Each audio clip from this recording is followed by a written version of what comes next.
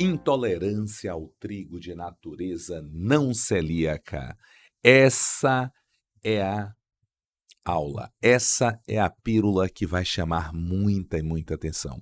Principalmente nessa nova fase, na onda, na moda, onde todos estão retirando o trigo de todas as formas, sem saber o porquê.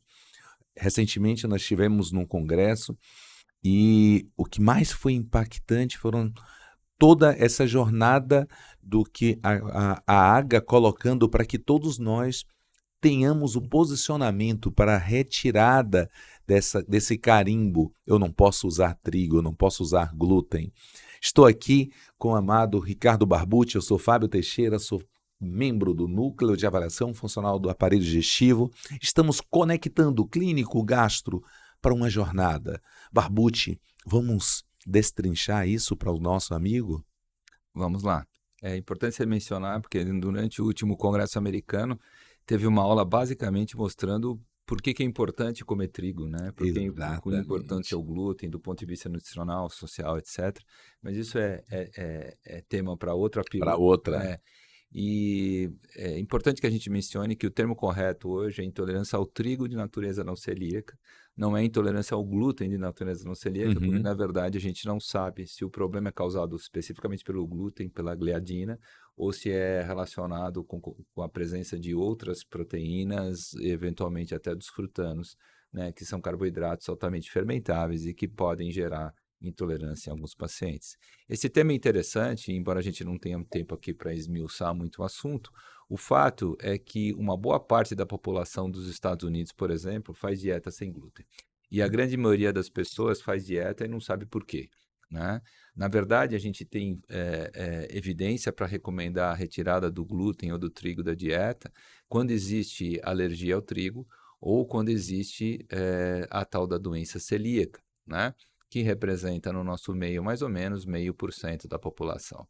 Teoricamente, os pacientes com intolerância ou sensibilidade ao trigo representariam aí em torno de 6% da população, mas a gente, na verdade, não tem, de fato, trabalhos epidemiológicos muito bem conduzidos para afirmar de forma direta o que é isso, porque, na verdade, o diagnóstico aqui é bastante complexo para que seja feito de maneira acurada, como a gente vai mencionar aqui.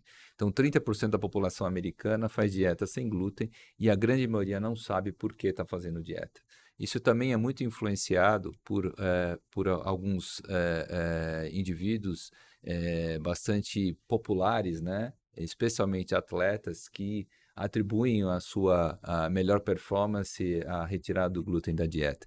Teve uma vez uma aula bastante interessante também no Congresso americano, em que um italiano comentava que ele era um jogador de tênis, mas era um jogador de tênis mais ou menos, né? E depois que ele viu que o Djokovic era celíaco e melhorou bastante a performance dele, e virou Djokovic e depois começou a restringir glúten, ele falou, quem sabe se eu restringir glúten eu posso ser tão bom como o Djokovic? E aparentemente não deu certo, porque ele não foi para lugar nenhum. Mas, de qualquer maneira, a gente vê aqui vários estudos mostrando que uma variação grande entre diferentes populações da Oceania, da Europa e dos Estados Unidos em restringir glúten da dieta, chegando, por exemplo, a quase 40% da população de atletas australianos, por exemplo, restringem glúten da dieta. O fato é que a gente tem três coisas de ruim que pode acontecer com a gente quando a gente consome glúten. A gente pode ter um problema de autoimunidade relacionado, desenvolvendo-se então anticorpos contra a gliadina presente no glúten, e isso gerar uma série de sintomas intestinais e extraintestinais. Aqui a gente tem então a doença celíaca e as suas variáveis, que são a dermatite herpetiforme, ataxia glúten induzida e encefalopatia associada ao consumo de glúten. Nessa situação, eu faço anticorpos contra a gliadina e o glúten e anticorpos contra o meu intestino, contra a pele, eventualmente contra outras regiões, provocando uma série de sintomas, então. A gente acredita que a prevalência de doença celíaca no nosso meio gira em torno de 0,5% a 1% da população. Um outro problema que a gente pode ter relacionado ao consumo de glúten é a alergia ao glúten. E essa alergia, na verdade, ela pode ser de dois tipos: a alergia IgE clássica relacionada ao consumo de glúten. Então, eu consumo glúten ou trigo e tenho coceira, tenho prurido, tenho broncoespasmo.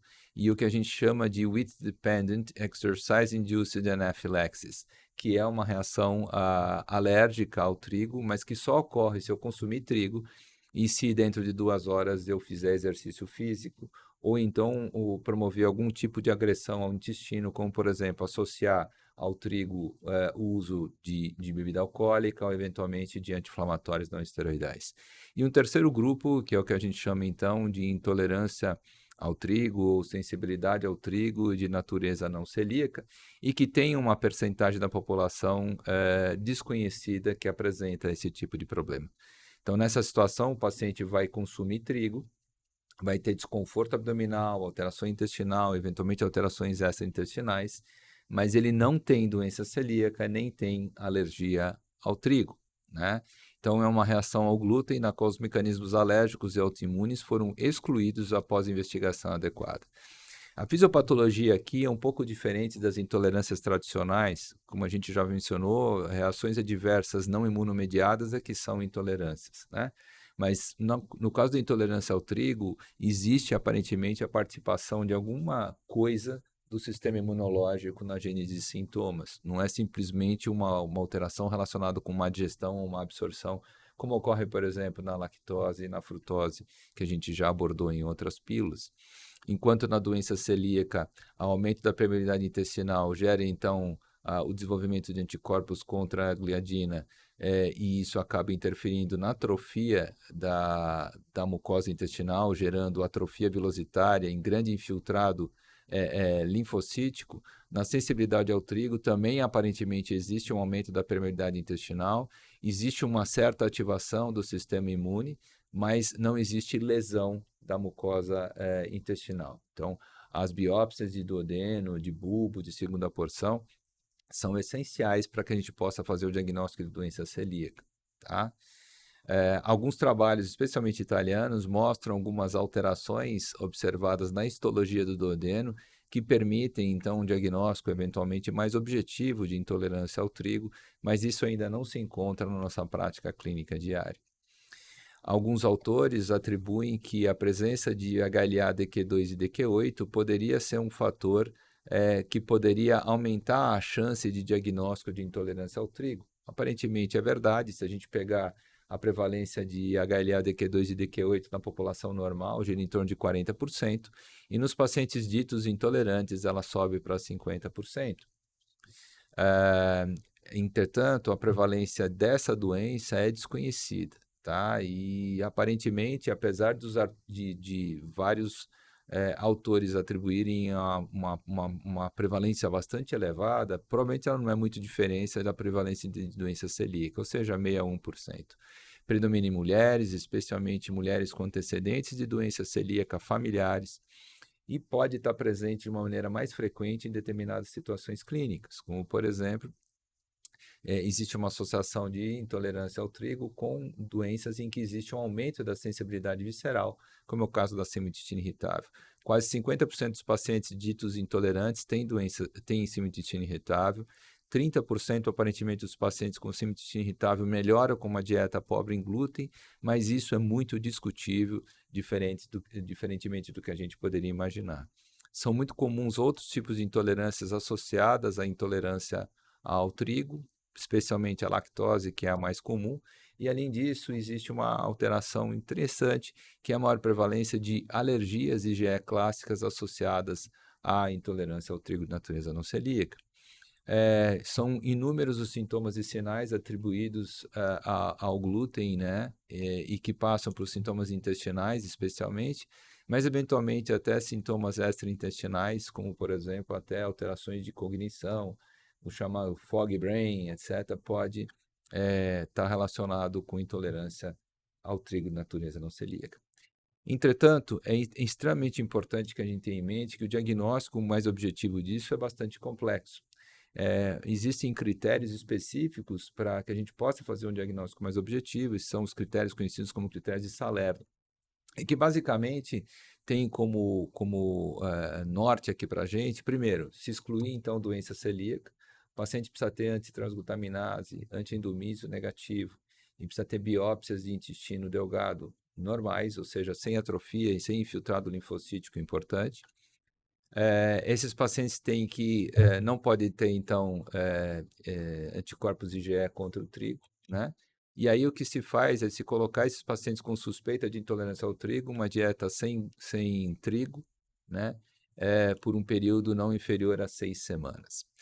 Se esses pacientes melhorarem dos sintomas em 30% de melhora dos sintomas em 50% do tempo, a gente considera o teste inicial positivo, ou seja, aparentemente o glúten pode ter relação com os sintomas dos meus pacientes, e a partir daí, então, se o paciente não melhorar, é porque ele não tem de fato, mas se ele melhorar, então, dos sintomas, o que a gente faz é expor esse paciente a pílulas, né, contendo glúten e outras proteínas, né, e placebo, e intercalar através de um período de uma semana de diferença, pílulas placebo e pílulas com glúten, e ver qual é a resposta do paciente ou da paciente, se melhora ou piora dos sintomas atribuídos.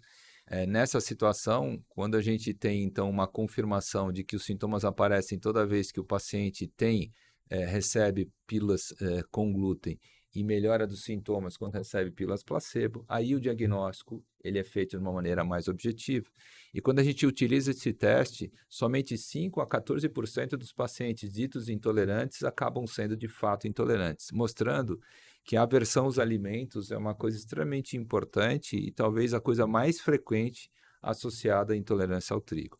Então, depende de como a gente faz a comunicação com o nosso paciente, né? O senhor vai melhorar, esse trigo é um veneno, e isso acaba provocando uma predisposição maior para o desenvolvimento desse tipo de intolerância. Talvez uma coisa mais objetiva seria a dosagem do anticorpo de gliadina IgG, né, que é um anticorpo utilizado para diagnóstico de doença celíaca em crianças. Em adulto, ele não tem função de diagnóstico para doença celíaca. A gente usa outro tipo de antigliadina, que é a antigliadina deaminada. Mas, especialmente o professor Fasano, em Harvard, ele acha que se o paciente tiver anticorpo antigliadina IgG positivo, isso eventualmente poderia aumentar a chance de ter sensibilidade ao trigo. Mas isso é uma coisa que não foi confirmada em outros serviços e, portanto, a gente pode ou não utilizar. Cada vez mais testes mais objetivos são desenvolvidos. Esse é um teste também desenvolvido pelo professor Antonio Picarelli, também é um artigo italiano, em que se faz, então, expor a mucosa oral dos nossos pacientes a um PETzinho contendo glúten ou não, e a gente observando a resposta dessa mucosa após o contato com esse PETzinho. Se houver lesão mucosa, a gente considera o teste positivo, e na ausência, então, de alergia clássica e na ausência de doença celíaca, a gente poderia inferir que esse paciente tem intolerância ao trigo. O nome desse teste é Oral Mucosal Patch Test for Gluten, ou GOMT. Vamos ver se a gente consegue reproduzir isso no Brasil. Então, resumindo o que a gente falou, na suspeita de sintomas relacionados com o consumo de glúten, eu vou fazer, então, os testes para a doença celíaca. É importante que a gente tenha em mente que esses testes têm que ser feitos com o paciente ingerindo glúten. Não se deve restringir glúten ou tirar glúten sem que a gente afaste inicialmente a doença celíaca, a alergia ao trigo, porque na vigência de ausência de ingestão de glúten, tanto os testes de anticorpos e eventualmente até a histologia do duodeno pode sumir se o meu paciente tiver doença celíaca. Então, quando o paciente já vem fazendo dieta restritiva e a gente vai investigar, os testes podem vir negativos e isso não significa que o paciente não tem, mas pode significar que esteja tratado para isso. Então, é extremamente importante que a gente faça os testes na vigência de ingestão de glúten. Caso o paciente não consiga ingerir glúten, a gente pode lançar a mão, então, da realização do HLA DQ2 e DQ8, com o intuito de afastar a doença celíaca. Lembrando que 40% da população tem esses HLA positivos, mas 98%, 99% dos celíacos têm eles positivos. Então, na ausência de HLA, a gente pode atribuir isso à ausência de doença celíaca, né? Havendo possibilidade, o ideal é que a gente reintroduza o trigo ou o glúten à dieta e faça os testes, então, na vigência de trigo ou glúten, para que a gente possa, então, ter um diagnóstico mais objetivo. E falando rapidamente, também aqui um pontinho só com relação à intolerância aos polióis, e que tem muita relação também com a doença celíaca, porque alguns autores dizem que só existe intolerância a poliol quando existe lesão de borda em escova do duodeno. Então, são poucos os trabalhos que a gente tem com isso, mas esse trabalho mostra claramente que pacientes celíacos não tratados têm muito mais intolerância ao sorbitol do que quando pacientes são tratados.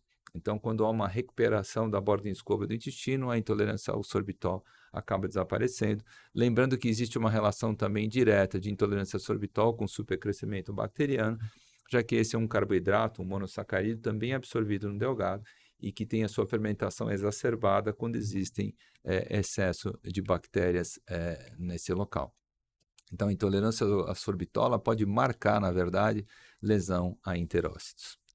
Isso é interessante, Barbucci, porque nós precisamos de um posicionamento, aliás, de um reposicionamento frente ao paciente, frente à sociedade, assumirmos determinadas comunicações, ou em jornais, ou na própria comunicação de mídia social. Um trabalho apresentado lá no DDW, não sei se você lembra disso, boa parte do que se falava no TikTok, no Instagram, não estava com a população médica, com a população da área da saúde.